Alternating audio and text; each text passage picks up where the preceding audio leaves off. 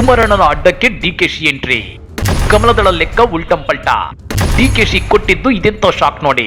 ಇವರು ಅವರೆಲ್ಲ ಡೈರೆಕ್ಟ್ ಆಗಿ ಡಿಸಿಎಂ ಡಿಕೆ ಶಿವಕುಮಾರ್ ಅವರೇ ಮಾಜಿ ಸಿಎಂ ಕುಮಾರಣ್ಣನ ಅಡ್ಡಕ್ಕೆ ಎಂಟ್ರಿ ಕೊಡ್ತಿದ್ದಾರೆ.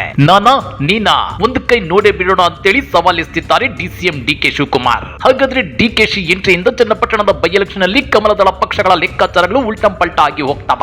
ಕಮಲದಳ ಪಕ್ಷಗಳಿಗೆ ಡಿಸಿಎಂ ಡಿಕೆಶಿ ಕೊಟ್ಟಿದ್ದು ಅದೆಂತ ಶಾಕ್ ಅಂದ್ರ ಅದನ್ನ ಡೀಟೇಲ್ ಆಗಿ ತೋರಿಸ್ತೀವಿ. ಆದ್ರೆ ಅದಕ್ಕಿಂತ ಮೊದಲು ಹಲೋ ಕನ್ನಡ ಯೂಟ್ಯೂಬ್ ಚಾನಲ್ ಅನ್ನು ಸಬ್ಸ್ಕ್ರೈಬ್ ಮಾಡ್ಕೊಳ್ಳಿ. ಹಾಗೇನೆ ಪಕ್ಕದಲ್ಲಿರೋ ಬೆಲ್ ಬಟನ್ ಅನ್ನು ಪ್ರೆಸ್ ಮಾಡಿ. ಡಿಕೆಶಿ ಯಾವುದಕ್ಕೂ ಜಗ್ಗೋ ಪೊಲಿಟಿಷಿಯನ್ ಅಂತೂ ಅಲ್ವೇ ಅಲ್ಲ. ಎಷ್ಟೇ ಸಂಕಷ್ಟ ಬಂದ್ರು ಏನಿವಾಗ ಅಂತೇಳಿ ಮುನ್ನುಗ್ಗಿ ಹೋಗಿ ರಣಬೇಟಿ ಆಡುವಂತ ಗಂಡುಗಲಿ. ಬೆಂಗಳೂರು ಗ್ರಾಮಾಂತರದಲ್ಲಿ ಡಿಕೆ ಸಹೋದರರಿಗೆ ಸೋಲಾಗಿದ್ದಕ್ಕೆ ಕಮಲದಳ ಪಕ್ಷಗಳು ಕಿಲ ನಗಾಡ್ತಿರಬಹುದು. ಆದ್ರೆ white and C, I am back ಅಂತೇಳಿ ಚನ್ನಪಟ್ಟಣ ಬೈ ಎಲೆಕ್ಷನ್ ಅಲ್ಲಿ ಕಮಲದಳ ಪಕ್ಷಗಳಿಗೆ ಭರ್ಜರಿ ಡಿಚ್ಚಿ ಕೊಡೋಕೆ DCM DK Shivakumar master plan ಹಿಡಿದಿದ್ದಾರೆ. ಆ ಪ್ಲಾನ್ ಬೇರೆ ಯಾವುದೂ ಅಲ್ಲ, ಚನ್ನಪಟ್ಟಣ ಬೈ ಎಲೆಕ್ಷನ್ ಅಲ್ಲಿ ಅವರು ಇವರೆಲ್ಲ ಡೈರೆಕ್ಟ್ ಆಗಿ ಡಿಸಿಎಂ ಡಿಕೆ ಶಿವಕುಮಾರ್ ಅವರೇ ಅಕ್ಕಡಕ್ಕಿಳಿಯೋಕೆ ಸಜ್ಜಾಗಿದ್ದಾರೆ. ಅದಕ್ಕೆ ಡಿಕೆಶಿ ಅವರ ಈ ಮಾತೆ ಸಾಕ್ಷಿ.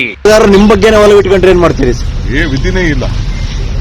ವಿಧಿನೇ ಇಲ್ಲ. ನಮ್ಮ ಪಕ್ಷ ಏನ್ ಹೇಳ್ತದೆ, ಮತದಾರ ಏನ್ ಹೇಳ್ತಾರೆ ಕೇಳಲೇಬೇಕು. ಕೇಳಿದ್ರಲ್ವಾ ಡಿಸಿಎಂ ಡಿಕೆ ಶಿವಕುಮಾರ್ ಅವರು ಹೇಳಿದ್ದನ್ನ. ಚನ್ನಪಟ್ಟಣ ಮತದಾರರು ಬೈ ಎಲೆಕ್ಷನ್ ಅಲ್ಲಿ ಡಿಕೆಶಿನೇ ಸ್ಪರ್ಧಿಸಬೇಕು ಅಂತ ಹೇಳಿದ್ರೆ ವಿಧಿನೇ ಇಲ್ಲ.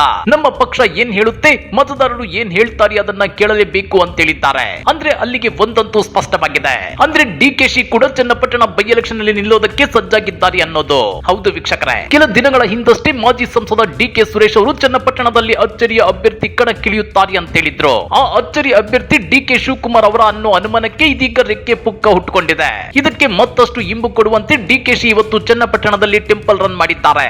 ಡಿಕೆಶಿ ಚನ್ನಪಟ್ಟಣ ಬೈ ಎಲೆಕ್ಷನ್ ಅಲ್ಲಿ ನಿಂತು ಗೆದ್ರೆ ಕನಕಪುರ ವಿಧಾನಸಭಾ ಕ್ಷೇತ್ರವನ್ನ ತಮ್ಮ ಸಹೋದರ ಡಿಕೆ ಸುರೇಶ್ ಅವರಿಗೆ ಬಿಟ್ಟು ಕೊಡೋ ಸಾಧ್ಯತೆ ಇದೆ. ಇಂಥ ಒಂದು ಯೋಜನೆಯ ಆಧಾರದ ಮೇಲೆ ಡಿಕೆಶಿ ಚನ್ನಪಟ್ಟಣದಲ್ಲಿ ರೌಂಡಿಂಗ್ ಆಗ್ತಾ ಚನ್ನಪಟ್ಟಣ ಮತದಾರರ ಪಲ್ಸ್ ಚೆಕ್ ಮಾಡ್ತಿದ್ದಾರೆ. ಕ್ಷೇತ್ರದಲ್ಲಿ ಡಿಕೆಶಿ ಹವಾ ಹೆಚ್ಚಾಗಿದ್ರೆ ಖಂಡಿತ ಡಿಕೆಶಿ ಚನ್ನಪಟ್ಟಣದ ಬೈ ಎಲೆಕ್ಷನ್ ಅಲ್ಲಿ ಅಕ್ಕಡಕ್ಕೆ ಧುಮುಕೋದು ಪಕ್ಕ ಎನ್ನಲಾಗ್ತಿದೆ. ನಿಮ್ಗೆ ಗೊತ್ತಿರಲಿ, ಡಿಕೆಶಿ ಚನ್ನಪಟ್ಟಣದಿಂದ ಸ್ಪರ್ಧಿಸೋದಕ್ಕೆ ಮುಂದಾಗಿರೋದಕ್ಕೆ ಬೇರೊಂದು ಬಲವಾದ ಕಾರಣವೂ ಇದೆ. ಅದೇನ್ ಗೊತ್ತಾ? ಚನ್ನಪಟ್ಟಣದಿಂದ ಗೆದ್ದು ಬಂದ್ರೆ ಈ ರಾಜ್ಯದ ಸಿಎಂ ಆಗೋ ಅದೃಷ್ಟವು ಕುಲಾಯಿಸುತ್ತಂತೆ.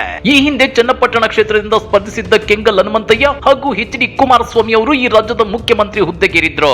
ಇದೇ ಕಾರಣಕ್ಕೆ ಚನ್ನಪಟ್ಟಣ ಕ್ಷೇತ್ರವನ್ನ ಅತ್ಯಂತ ಅದೃಷ್ಟದ ಕ್ಷೇತ್ರ ಅಂತ ಪರಿಗಣಿಸಲಾಗುತ್ತಿದೆ. ಹೀಗಾಗಿ ತಾವು ಇಲ್ಲಿ ಗೆದ್ದು ಈ ರಾಜ್ಯದ ಮುಖ್ಯಮಂತ್ರಿ ಆಗಬಹುದು ಅನ್ನೋ ಲೆಕ್ಕಾಚಾರವು ನಡೀತಾ ಇದೆ. ಆದ್ರೆ ಈ ಕ್ಷೇತ್ರಕ್ಕೆ ಜೆಡಿಎಸ್ ಹಾಗೂ ಬಿಜೆಪಿಯ ಮೈತ್ರಿ ಅಭ್ಯರ್ಥಿಯಾಗಿ ಸಿಪಿ ಯೋಗೇಶ್ವರ್ ಅವರು ಕಣಕ್ಕೆ ಇಳಿಯೋದು ಬಹುತೇಕ ಪಕ್ಕ ಎನ್ನಲಾಗ್ತಿದೆ. ಸಿಪಿ ಯೋಗೇಶ್ವರ್ ಅವರು ವಾಸ್ತವವಾಗಿ ಪ್ರಭಾವಶಾಲಿ ಸ್ಪರ್ಧಿಯೇ. ಹೀಗಾಗಿ ಇಂತಹ ಯಾವುದೇ ನಿರ್ಧಾರ ಕೈಗೊಳ್ಳುವ ಮುನ್ನ ಚನ್ನಪಟ್ಟಣದ ಹವಾ ಹೇಗಿದೆ ಎಂಬುದರ ಪರಿಶೀಲನೆಯ ಅಗತ್ಯವನ್ನ ಡಿಕೆ ಶಿವಕುಮಾರ್ ಅವರು ಮನಗಂಡಿದ್ದಾರೆ. ಇದರ ಪ್ರಾರಂಭಿಕ ಹಂತವಾಗಿ ಇವತ್ತು ಚನ್ನಪಟ್ಟಣದಲ್ಲಿ ಡಿಕೆಶಿ ಟೆಂಪಲ್ ರನ್ ನಡೆಸಿದ್ದಾರೆ. ಇನ್ನ ಡಿಕೆಶಿಯ ಮತ್ತೊಂದು ಲೆಕ್ಕಾಚಾರ ಏನಂದ್ರೆ, ಲೋಕಸಭಾ ಚುನಾವಣೆಯಲ್ಲಿ ಹಳೆ ಮೈಸೂರು ಭಾಗದಲ್ಲಿ ಕಾಂಗ್ರೆಸ್ಗೆ ಹೇಳಿಕೊಳ್ಳುವಂತಹ ಬೆಂಬಲ ಸಿಕ್ಕಿಲ್ಲ. ಇದು ಡಿಕೆಶಿಯ ಸಿಎಂ ರೇಸ್ಗೆ ಬ್ರೇಕ್ ಹಾಕಿದೆ. ಹೀಗಾಗಿ ಚನ್ನಪಟ್ಟಣ ಉಪಚುನಾವಣೆಯನ್ನ ಗೆದ್ದುಕೊಂಡ್ರೆ ಆಗ ಆ ಹಿನ್ನಡೆಯ ಕೊರಗು ನೀಗುತ್ತೆ ಅನ್ನೋದು ಡಿಕೆಶಿಯ ಲೆಕ್ಕಾಚಾರ. ಜೊತೆಗೆ ತಮ್ಮ ಪ್ರಭಾವವನ್ನ ಕನಕಪುರದ ಜೊತೆಗೆ ಚನ್ನಪಟ್ಟಣದಲ್ಲೂ ತೋರಿಸಬಹುದು.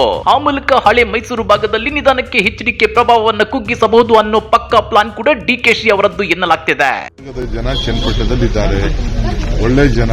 ಈ ಕಷ್ಟ ಕಾಲದಲ್ಲೂ ಕೂಡ ಅತಿ ಹೆಚ್ಚು ಮತವನ್ನ ಸುಮಾರು 80,000 85,000 ವೋಟನ್ನ ನಮಗೆ ಕೊಟ್ಟಿದ್ದಾರೆ. ನಾನು ಅವ್ರಿಗೆ ಋಣ ತೀರಿಸಬೇಕು, ಆ ಜನದ ಬದಲಾವಣೆ ಮಾಡಬೇಕು. ಕನಕಪುರ ಯಾವ ರೀತಿ ಅಭಿವೃದ್ಧಿ ಮಾಡಿದ್ದೀನಿ ಅದಕ್ಕಿಂತ ಹೆಚ್ಚಿಗೆ ಅಭಿವೃದ್ಧಿ ಮಾಡಲಿಕ್ಕೆ ಅವಕಾಶ ಇದೆ. ಸೊ ಅದಕ್ಕೆ ನಾನು ಇವತ್ತು ನಾನು ಎಲ್ಲ ದೇವಸ್ಥಾನಗಳಿಗೆ ಆ ಜನರಿಗೆ ಪ್ರೇರಣೆಯನ್ನು ಕೊಟ್ಟು ನಮಗೆ ಶಕ್ತಿ ತುಂಬಿಸಲಿಕ್ಕೆ ಅವಕಾಶ ಮಾಡಿಕೊಟ್ಟಂತ ದೇವರುಗಳಿಗೆ ಹೋಗಿ ಫಸ್ಟ್ ನಾನು ನಮಸ್ಕಾರ ತಿಳಿಸ್ತೀನಿ. ಆಮೇಲೆ ಮತದಾರರ ಹತ್ರ ಮಾತಾಡ್ತೀನಿ. ಮತದಾರರು ಏನ್ ಹೇಳ್ತಾರೋ, ನಾಯಕರುಗಳು ಏನ್ ಹೇಳ್ತಾರೋ ಅದಕ್ಕೆಲ್ಲ ನಾನು ಕೇಳ್ಬಿಟ್ಟು ತೀರ್ಮಾನ ಮಾಡಿ. ಮತದಾರರು ನಿಮ್ ಬಗ್ಗೆ ಒಲವು ಇಟ್ಕೊಂಡ್ರೆ ಏನ್ ಮಾಡ್ತೀರಿ? ವಿಧಿನೇ ಇಲ್ಲ. ನಮ್ಮ ಪಕ್ಷ ಏನ್ ಹೇಳ್ತದೆ, ಮತದಾರ ಏನ್ ಹೇಳ್ತಾರೆ ಕೇಳಲೇಬೇಕು. ಹಾಗಾದ್ರೆ DCM DK Shivakumar Channapatna by election ಗೆ ಸ್ಪರ್ಧಿಸ್ತಾರ? ಡಿಕೆಶಿ ಇಲ್ಲಿಂದ ಅಕ್ಕಡಕ್ಕಿಳಿದ್ರೆ ವಾರ್ ಒನ್ ಸೈಡ್ ಆಗೋಗುತ್ತಾ? ಒಂದೊಮ್ಮೆ ಡಿಕೆಶಿ ಇಲ್ಲಿಂದ ಗೆದ್ರೆ ಈ ರಾಜ್ಯದ ಸಿಎಂ ಆಗೋದು ಪಕ್ಕನಾ? ಕಮೆಂಟ್ ಮಾಡಿ, ವಿಡಿಯೋ ಲೈಕ್ ಮಾಡಿ, ಶೇರ್ ಮಾಡಿ. ಇಂತ ಮತ್ತಷ್ಟು ರೋಚಕ ರಾಜಕೀಯ ಸುದ್ದಿಗಳನ್ನ ಮಿಸ್ ಮಾಡದೆ ನೋಡಬೇಕು ಅಂದ್ರೆ ಹಲೋ ಕನ್ನಡ ಯೂಟ್ಯೂಬ್ ಚಾನಲ್ ಅನ್ನ ಸಬ್ಸ್ಕ್ರೈಬ್ ಮಾಡ್ಕೊಳ್ಳಿ.